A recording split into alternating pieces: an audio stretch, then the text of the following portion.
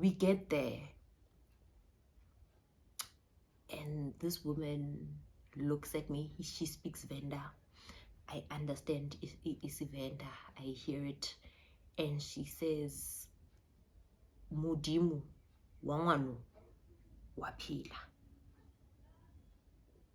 She says, the God of this girl lives. Because this girl is supposed to be dead. This girl is not supposed to be here. She said that before she even did consultation, before she did anything, she saw it and she said to me, the God of this girl lives. Well, she was telling the other younger friend of hers, and she was saying it in Venda. And I laughed. You know why I laughed?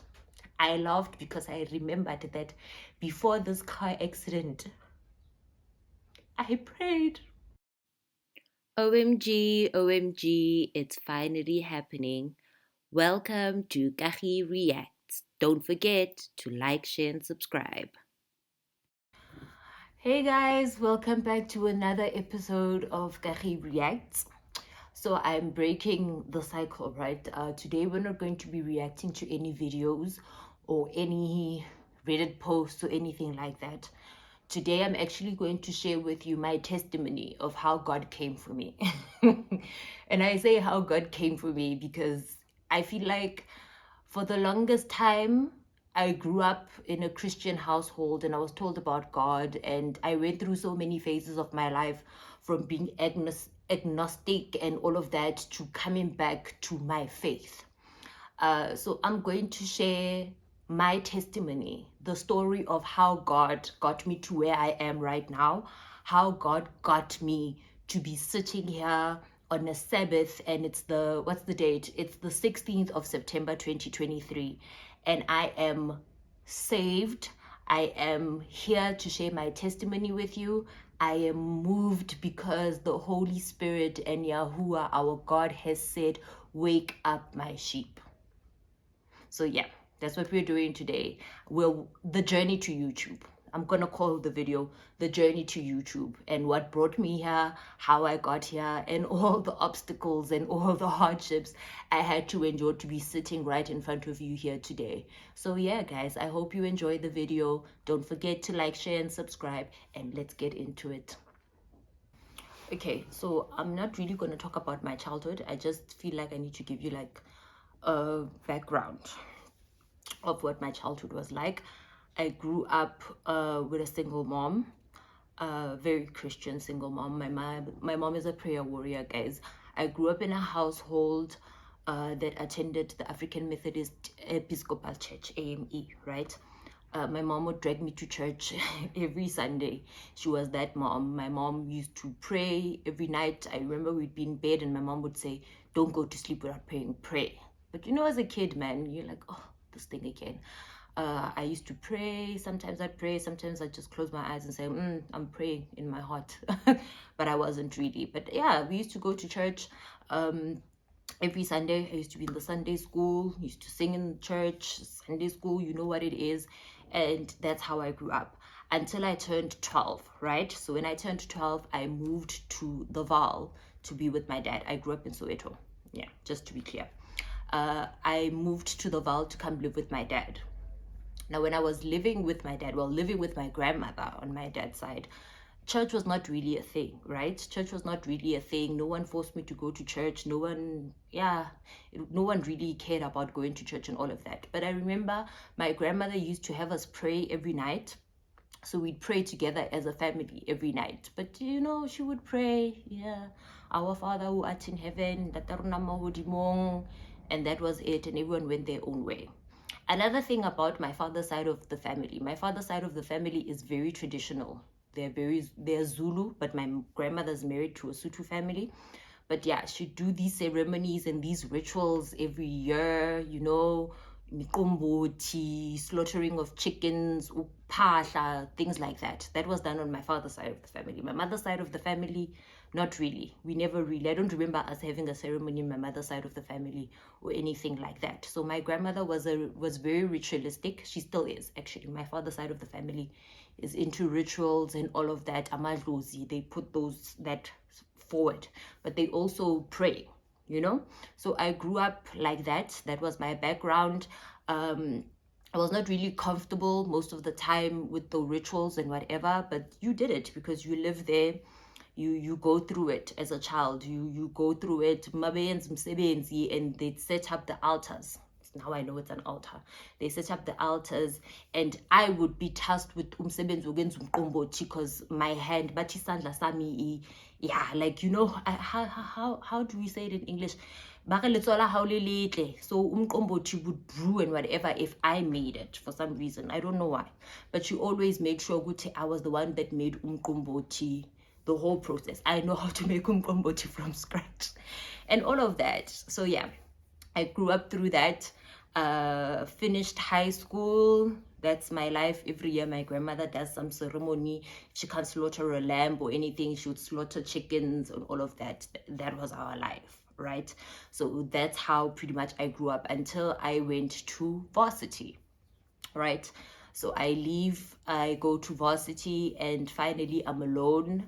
There are no traditional ceremonies, and it's just me. And I'd pray. You know, you pray, you've been taught to pray. You pray, but not really. Like, it's not like that deep. You just pray for the sake of praying, you know? And I remember in first year, well, my second year, because I changed courses. I went from studying engineering, which was a huge failure, to changing to psychology. And in psychology, first year we had philosophy, right? So this is where the problem begins. Philosophy, you learn about altruism and egoism, right? And we learned philosophy first year, questioning where everything comes from, how everything began, all of that. And then second year, I remember we had philosophy of religion. Oh my goodness, it was intense.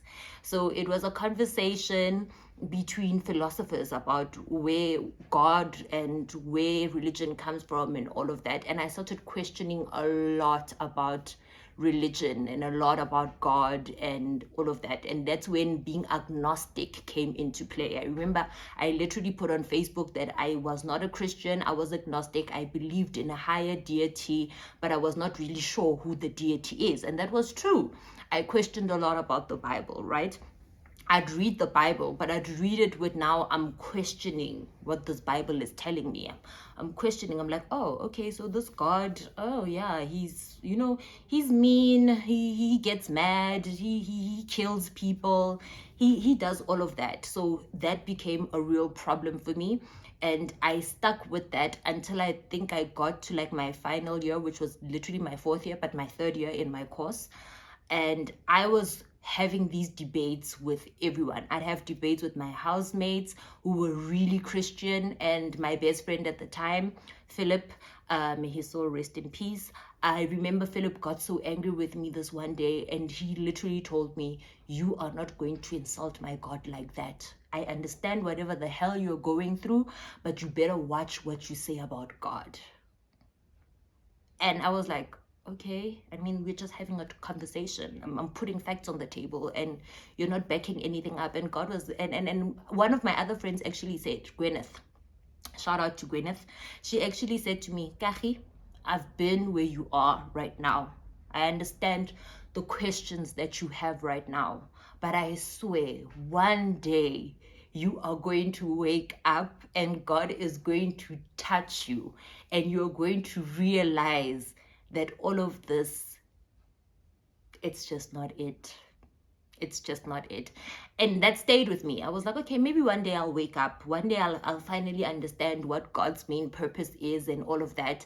And I just continued, you know, I continued with my life. So yeah, pretty much that's the background of where I was. I'd lost my faith partly. I still prayed, but not really that deep, you know, not really that, because I had so many questions and they were unanswered. And I felt like that's what led to me pulling away and deciding that I'm agnostic. And yeah, that was the chapter of my varsity year. I think in my final year, I experienced my first year of isolation, right? I experienced my first year of isolation. I'd sit by myself a lot, and I'd think about my life, and God would be like, you know what? This is your final year. After this, your life is going to change, right? But at that time, I did not understand what was going on. I did not know the voice of God. God is like, this is your final year. Enjoy this year. This is the last year where you are actually just a kid in varsity and you get supported. Next year, you are going into the real world. You need to get up, and if you don't get up and work, that means you're unemployed and your life is completely changing. So I was like, okay, let me prepare. The Lord prepared me in my final year. He isolated me. He let me set my priorities straight. I was focused. I did not hang out with a lot of people. I did not know there was isolation back at that time. But looking back right now, I understand that that was my first isolation season, right? So yeah, I finish, I graduate, and I come back home. And that is the first chapter of the story. Another thing I forgot to add is that consultations, consultations with prophets and amazangoma. I think with my mom, we went to like 1 or 2 consultations, and they were usually facilitated by like my grandmother's sister. My grandmother on my mother's side, she used to consult. She was very obsessed kabuloi. She was very obsessed kabuloi because, well, according to what was said by some of these prophets, namazongoma, we were surrounded by abatagati back at home, you know, like your neighbor, back opposite. Hey, you guys know those things.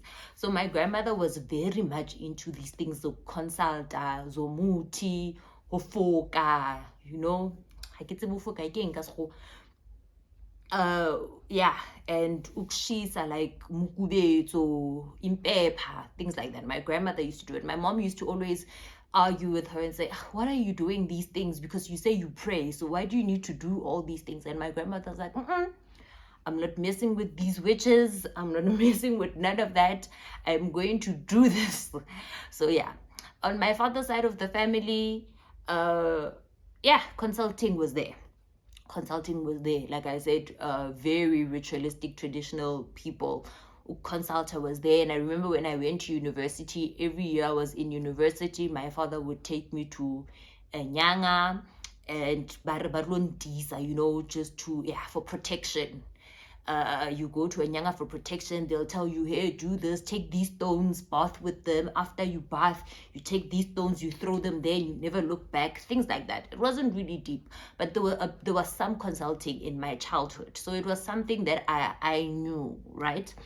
This plays into me coming back home. I started volunteering at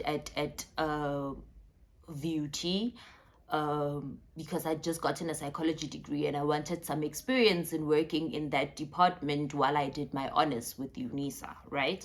So I started volunteering at the student counseling department at VUT, and I volunteered for like 6 months, right? Volunteering there, I think God worked it out in a different way, because I got there and there was a lack, like both administrators, like the administrator and the administrative assistant, there were problems, there were issues. One was always sick and not around, and the other one had classes and maternity leave and all of that.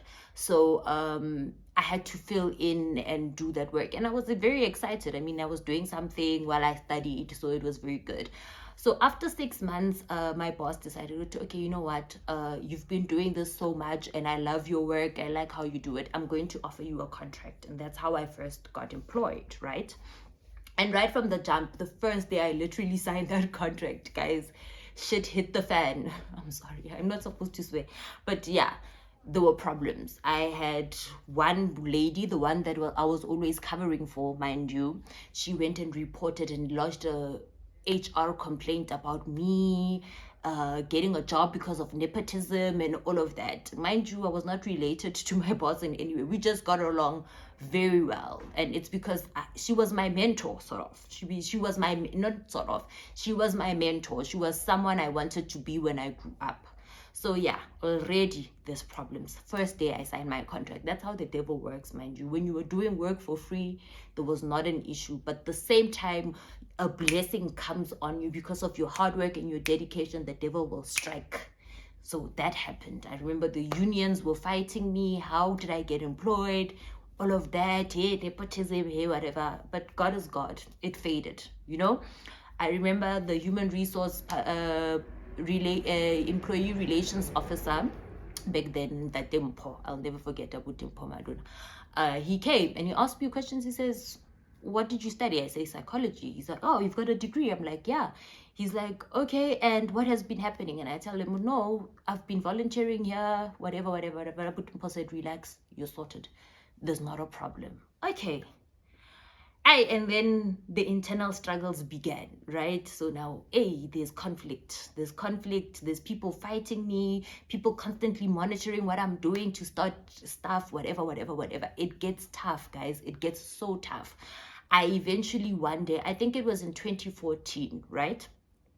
This is like where now I lost track when I look back.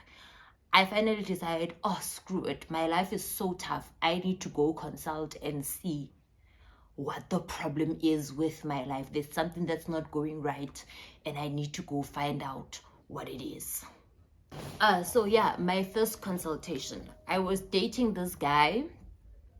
We were in a relationship, and he didn't live right in the Vaal. He lived like a bit outside of the Vaal. So I don't know, in my head I decided, Uguti, you know what, I'm not gonna go to consult to someone that my father or anyone knows. I'm just gonna go to someone that no one knows, right? Now, someone who doesn't know about me. That's what I told myself. And I remember my boyfriend's aunt at that time used to go consult to this prophet, right? And I told my boyfriend, I was like, look, I want to go consult. I want to see what the hell is happening with my life, because I hate going to work.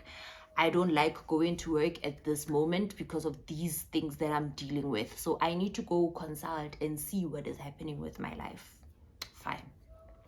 We go to that consultation. I'm sorry, these matuelas, guys, the yours of the I'm so annoyed. Front opposite. Oh gosh, it's so annoying. But yeah, anyway, I go to my first consultation, right? I go to my first consultation with this guy, and I remember the prophet. I got there, right? The prophet. I got there, and he had a Bible there. He had candles.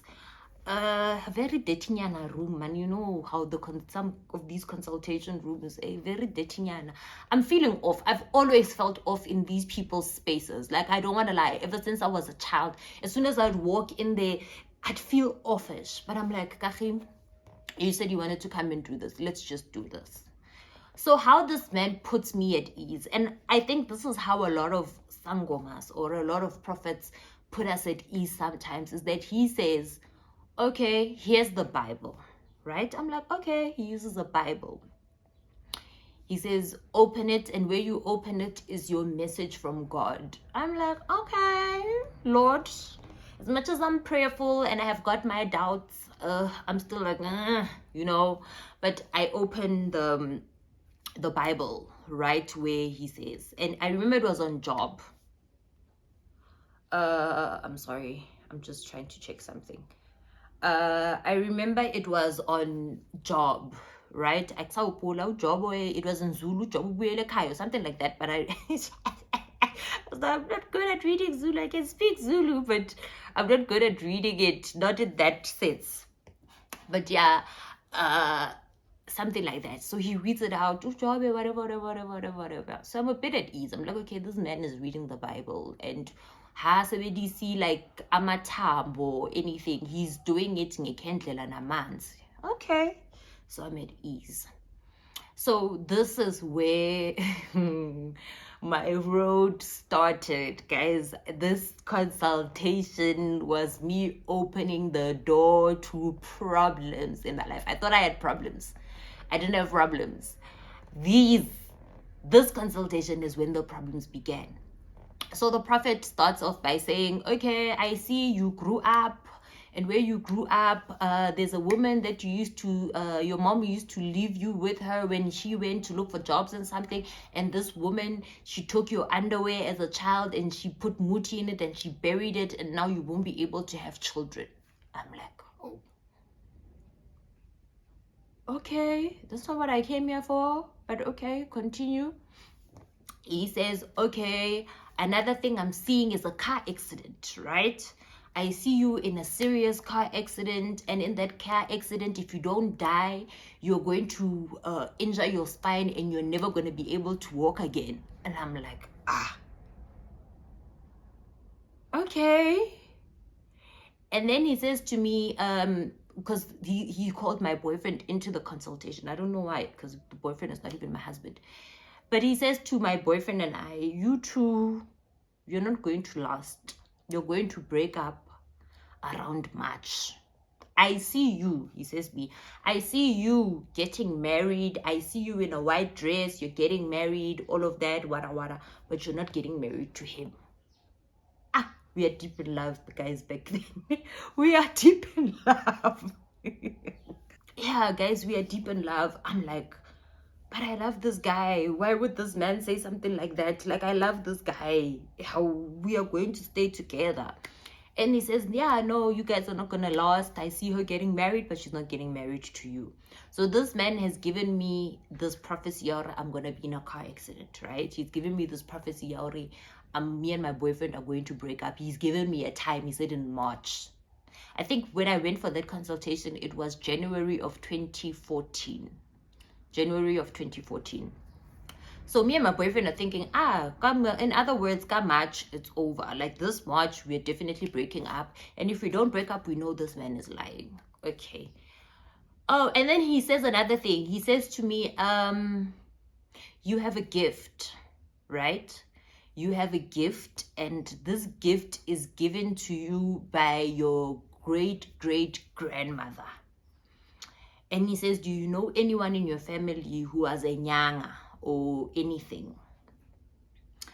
My great-great-grandmother, from what I heard, was Umtagati. So I said it. I was like, I don't know of anyone that was a nyanga. Oh, he says from my mother's side of the family, for clarity. He says, on your mother's side of the family, was there any nyanga? I say, no, but there was a witch. I say, no, but I know my great-great-grandmother was a witch, right? Hey, I'd heard them talk about her, right? And all of that. He laughs. And he says, yeah, no, there's a great-grandmother that says you have a gift and you're the one that's supposed to carry her calling. And I said, oh, hell no. I told her, tell her I don't want it. I said, tell her I don't want it. I do not deal with witches. I do not want that thing. I don't know her. She doesn't know me. So she better not try me, right? He laughed. And that was that. And he says, yeah, that's what these things are saying. They're saying if they've been protecting you, but this accident is coming and whatever. And because you're not listening and you're not doing whatever they ask you, you're going to lose your life or you're going to lose mobility in your feet because you're going to get a spine injury. Okay, so I leave with that information. I live with that information with you. Okay, so March, I'm like, I'm not going to take this into the, let's see when March comes. Am I still going to be with this guy? If by March I'm still with this guy, I know all these things that this man has says is total bogus. Oh, another thing he said was that my ancestors on my mother's side and my ancestors on my father's side are fighting towards me, right? Because I have my mother's surname. I have my mother's surname and my father is Ndaba, right? So he says, your father needs to hlaula you and get you on your father's side of the family because your father's ancestors are fighting with your mother's ancestors, and no one is really protecting you because no one knows where you really belong and all of that. So now I need to go talk to my dad about this. I need to go tell my father, hey, I went to a consultation. This is what has been said, and this is how we remedy the issue and all of that. Okay, so I have the conversation with my dad, right? I have the conversation with my dad. I tell him, hey, dude, I know this is dodge, but this is what I did. I went to consult, and this was what was said. I told him everything from the underwear thing. I told him everything. Except the boyfriend part. I could not tell my father, hey, I went there with a boy, and yeah, they said me and my boyfriend. No, I told him about that. My dad, being my dad, he's like, okay, I think we should go see my person, right? So Saturday, we are going to my person. Let's hear what my person has to say, because I don't know who this man is, and I need an opinion from someone I trust. Okay. Friday night, we go to sleep. How I start my period.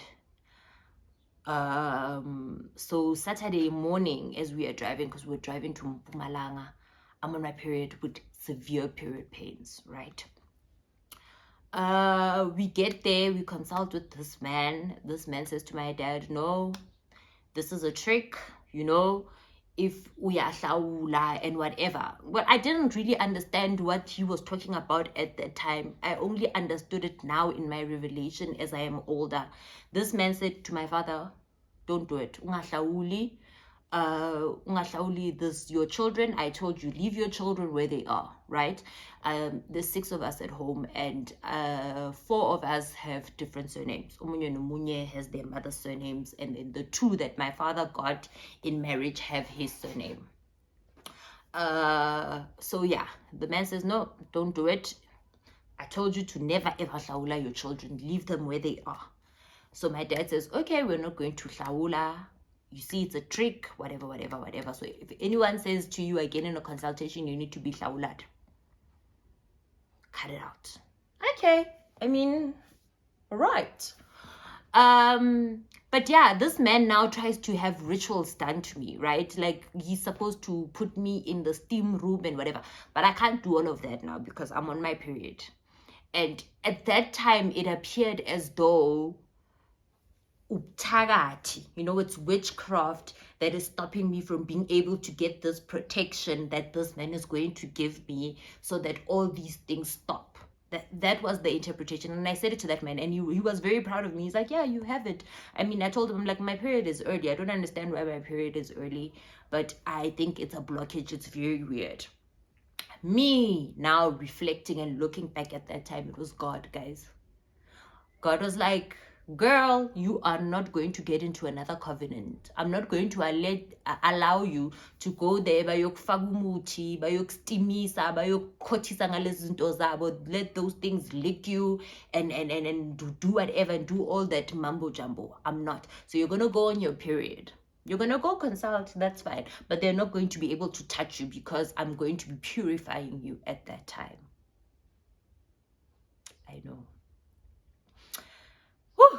Okay, so yeah, all right, let's go. Fast forward. So March comes around, and me and this guy are still together. Okay, me and this guy are still together. Oh, okay, that means that man was talking a whole lot of bull, right? 2015. No, this happened in 2015, not 2014. I'm sorry. 2015, yeah, phela, right? And at the end of 2015, my relationship is very rocky. It's very rocky. I'm praying for a way out because me and this guy are just not working, right? For some reason, I'd gone back to praying. I was prayerful. I started praying again. This thing, Yoguchi, God, hey, philosophy, I kind of left it behind. I don't know, but I was prayerful. By myself. I was praying. I was not a strong believer. I was not reading my Bible or anything, but I was prayerful, So yeah, end of 2015, my relationship is very rocky.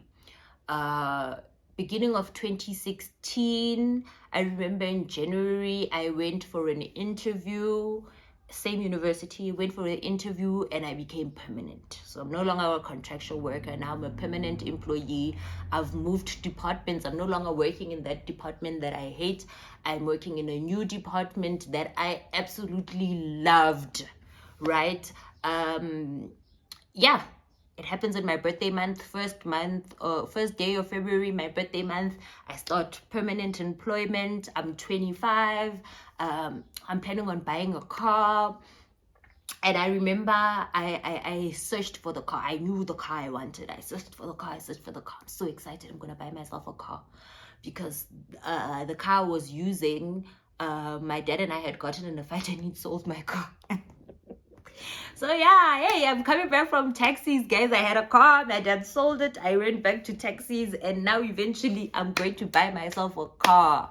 I'm permanent. I'm turning 25. I'm buying myself a car. Things are good, guys. Things are good. Things are looking up. God has finally answered my prayers, right? I buy the car. My birthday is on the 20th of Feb, and my car gets delivered on the 23rd. Brand new. I love this car. It's the color I wanted. My dad helped me hunt down the color I wanted all the way from Mpumalanga. The guy delivers my car on the 23rd, 3 days after my birthday, and I'm so excited. First red flag I did not notice, but I noticed it, but I did not notice it. Was I'm driving my car, right? And I had to go to our old house to go pick up my study material because I had not changed my address to a new address that we were staying at with UNISA. And as I'm driving, literally this car is 1 hour old in my possession. A truck misses me by this much. Like, I sit there and I'm like, what in the hell is going on? What in the hell is going on? This car is brand new. And I just got missed by a car an hour into driving this car. I brush it off. I'm like, it's nothing. I brush it off. Okay. Guys, yeah, fine. We move on. We are now in March 2016. We're now in March 2016, right? And I am finally hurtful with my boyfriend.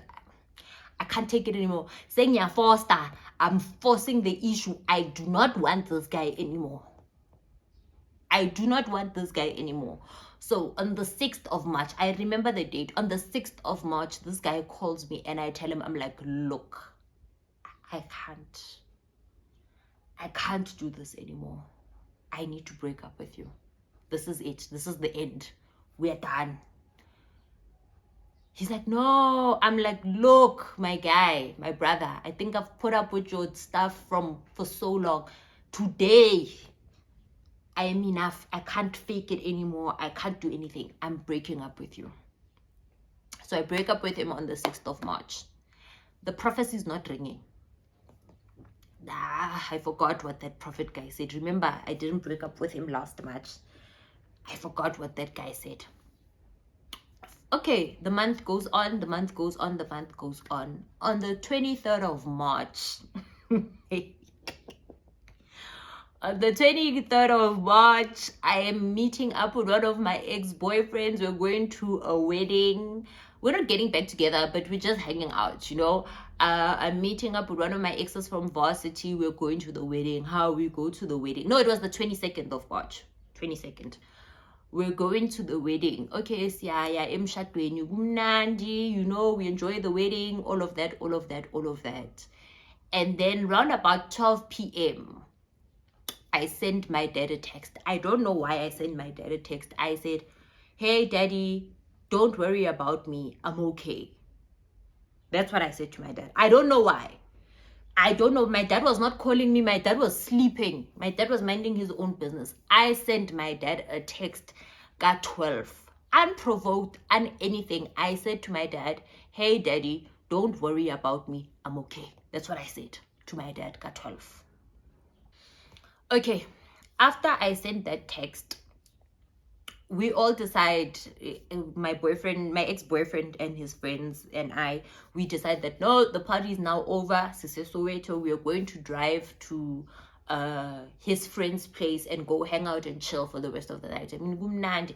I'm not drinking, by the way. I think I had like one glass of like Jameson and appetizer during the day, right? And then I decided to, I'm a driver, I'm not going to drink. Okay, fine. We were in Jabulani. I think we were in Jabulani. We drove to Deep Kloof to get alcohol and to get food. We stopped by McDonald's to get food. I was with one of my ex-boyfriend's friends in the car. And we were vibing, and we were just having fun. We played music, kumnandi, you know, all of that. I'm driving, right? I'm driving past Baragwana the hospital. And this guy says to me, you know what? Don't go this, you know, the Old Potchefstroom Road. He says, don't go Old Potchefstroom Road towards Southgate. We're going to Southgate. Don't go Old Potchefstroom Road towards Southgate because there are cops there. And these cops are going to give us problems because we've got alcohol and whatever in the car. Let's use this street, Ingasemuva, to get to Meerdale because these cops are going to be a problem. I'm like, okay. So I reverse because I was turning from this road, Epumet Deep Kloof, joining to Old Potchefstroom. I reverse kancane and then I go straight. I will never forget the name of that street. As I'm driving down Iminink Road, something says to me, pray. Something says to me, pray. And I say, dear God, in my heart, I'm not saying it out loud, I'm saying it in my heart. I say, dear God, I don't know what's about to happen to me, but I feel like I'm going to get hijacked or something bad is coming. Please be with me and protect me. Guys, as soon as I say amen,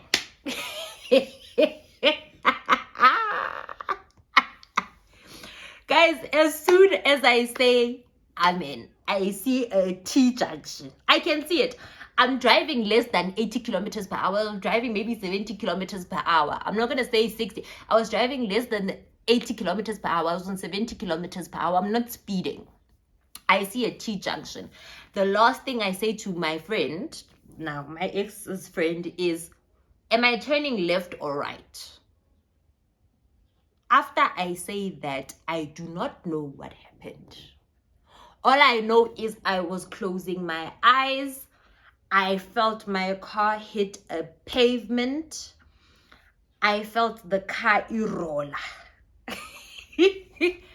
I felt the car irola, guys.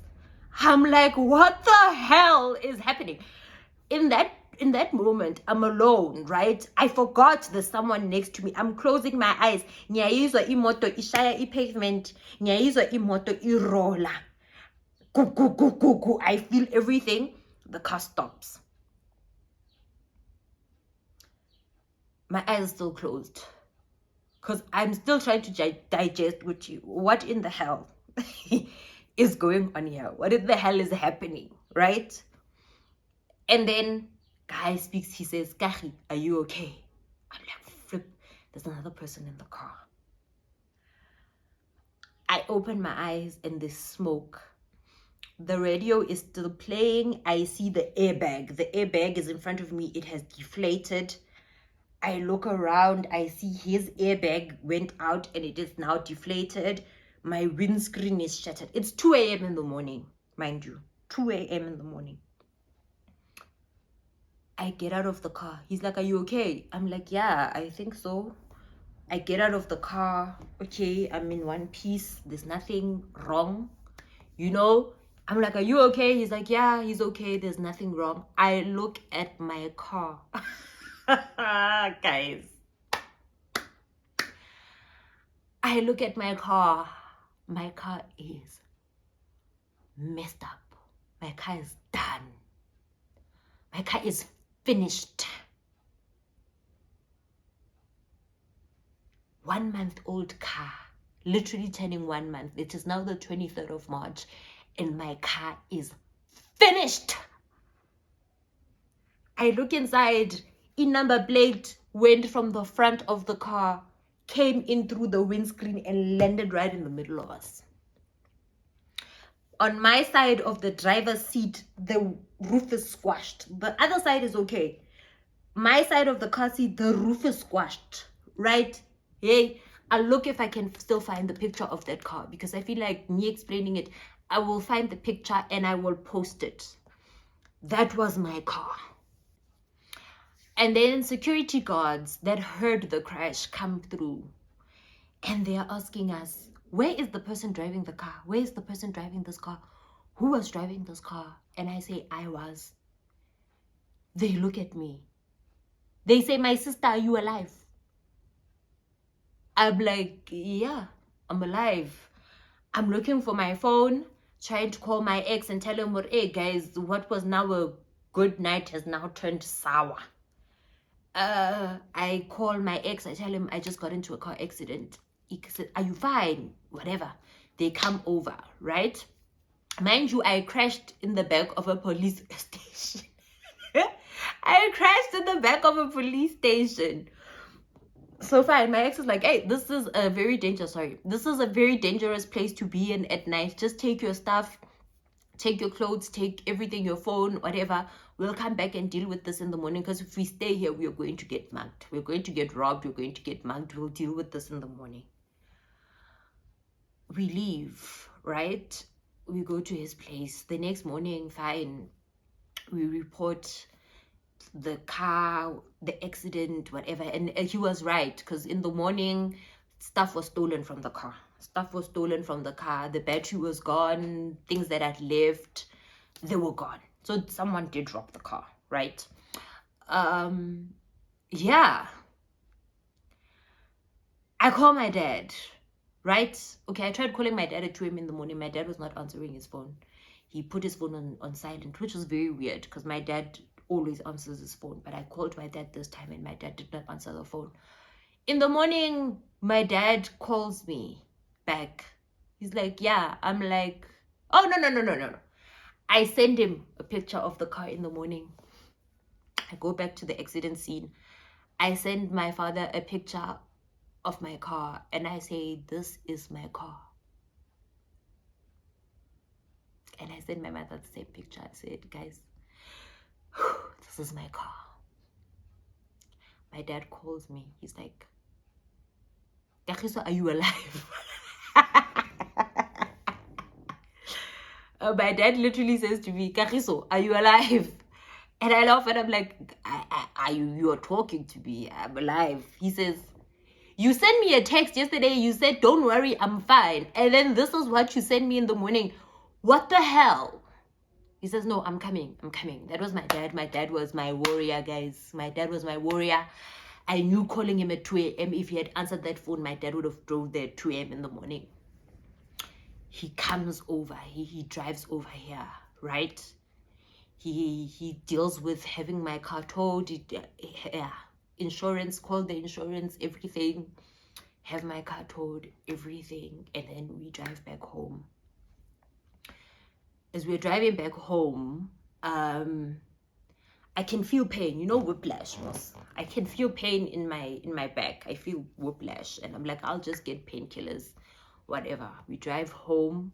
Later on, my father says to me, no, we can't go to the doctor because it was Sunday now. It was Sunday late. My father says, no, let's go to the emergency room.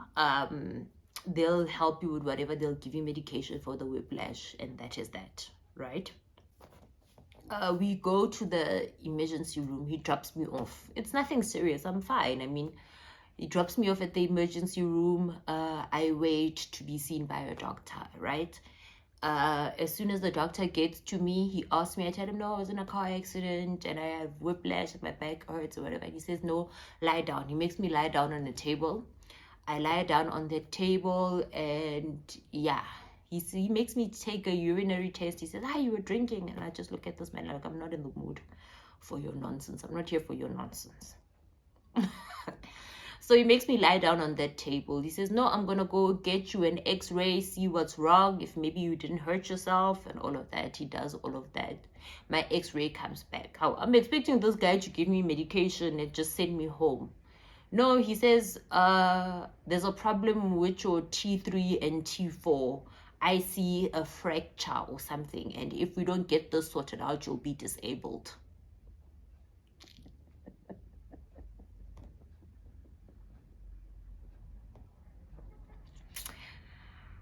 Just like that, I'm being admitted into the hospital. Just like that, I'm being admitted into the hospital. He's calling his doctor friend that deals with such things. They're taking me to the ward. I'm fine, guys.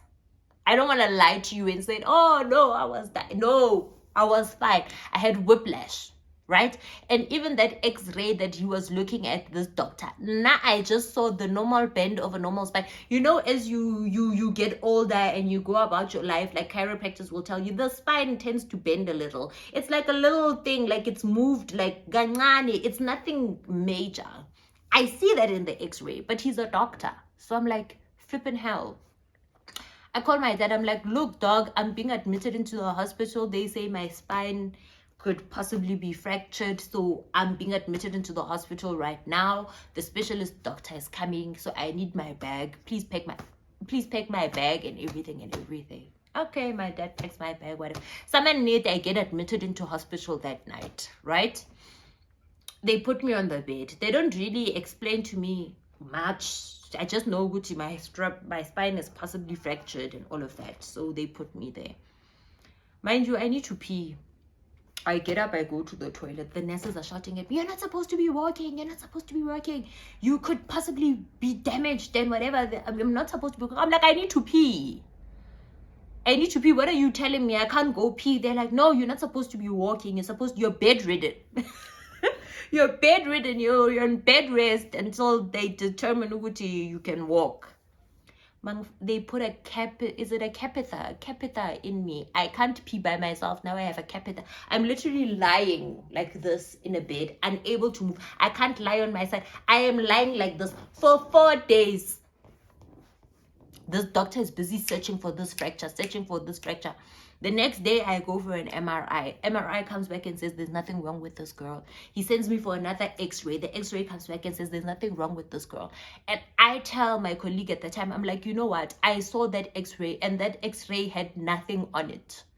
Like, yes, the normal bend of a spine, like I just said, but there's nothing wrong with me. I don't understand why they're keeping me here for 4 days. They're giving me morphine. Guys, hey, by the end of that 4 days, my body hurt from just lying there. And eventually my father's like, nope, enough is enough. Doctor, are you doing something to my child or are you releasing my child? And he says, no, there's nothing wrong with you. And then he releases me. I come back home with a neck brace because my whiplash is still whiplashing. But yeah, that was the end of it. As I am back home, I go back. My mind says, go back. What was that prophecy? I'm like, the prophecy. It's March. Everything happened in March. Not the March of 2015 where I thought it would happen. It waited a whole year and happened on the March that year. And in all honesty, I think I skipped this part out. The Thursday before I got into the car accident, this is what I think activated the car accident, guys. This is what I think activated the car accident. My father was busy pestering me. I get it's a new car, but they were like, you know, black parents, hey, go and protect the car, take it to whoever to do whatever rituals they need to do on the car so that the car is protected. And I refused. I was like, no, I'm not gonna take my car there for like a whole month. And then on the Thursday before the car accident, I took the car there for it to be strengthened and whatever and protected and whatever. And the Saturday, prophecy fulfilled. Right? So I think this was my first encounter right? This was my first encounter of seeing God working in my life, because after the accident, black parent, guys, we don't learn. Well, at that time my eyes were not opened. Black parents, we don't learn. My father says, nope, we are going to another nyanga. There is something wrong here.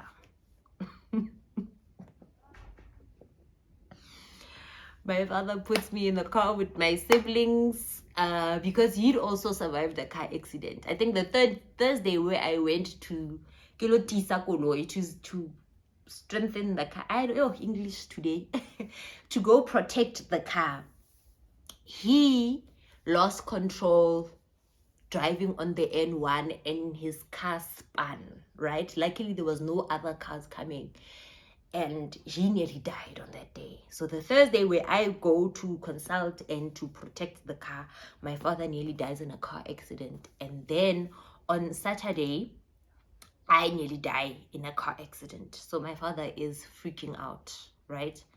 My father is freaking out. He's like, no, there's a greater force working here, and I need to go and protect my family. So my father takes us to another nyanga, a different nyanga now. We are driving to Venda.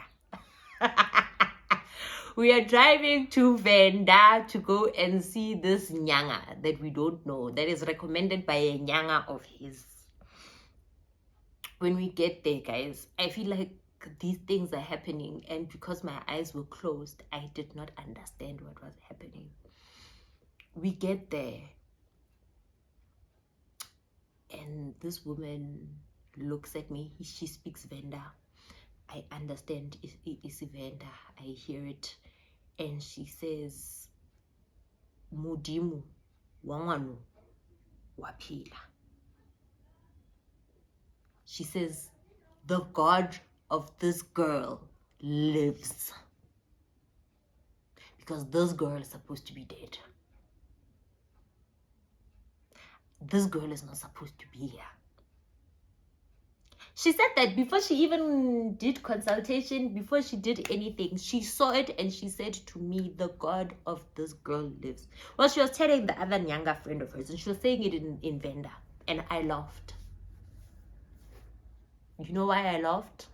I laughed because I remembered that before this car accident, I prayed.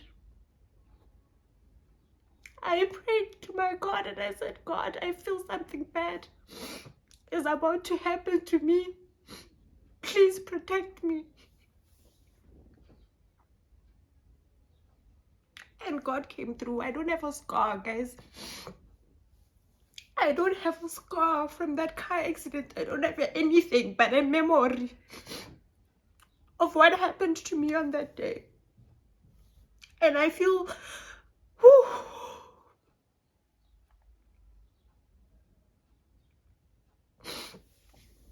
I'm sorry. I didn't think I was gonna cry. Whew.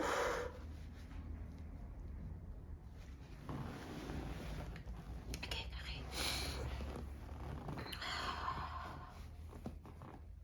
I prayed that day and God came through for me. After that woman said that, I knew in my heart of hearts that she was telling the truth and that my God lives. And I can never doubt God ever again. My God lives and I can never doubt God ever again. That was my first awakening.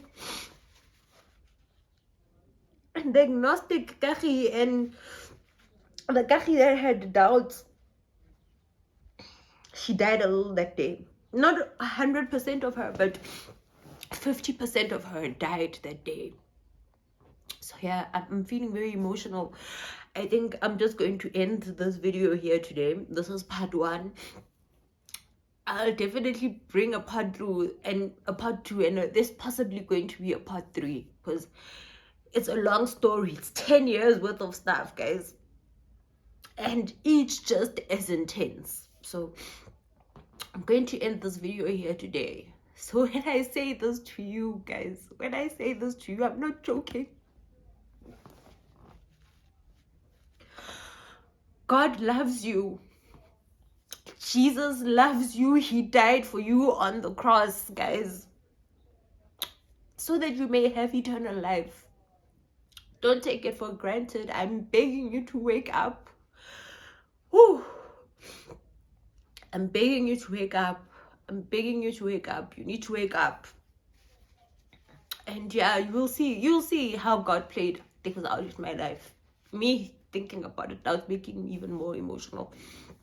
And I'm not trying to be emotional. So yeah, don't forget to like, share, and subscribe. Don't forget to like, share, and subscribe. Maybe someone else needs to hear my story. Maybe you are not the one it's intended for, and someone else is intended to hear the story. So yeah, I'll see you in part 2. God loves you. Peace out. Don't forget to like, share, and subscribe.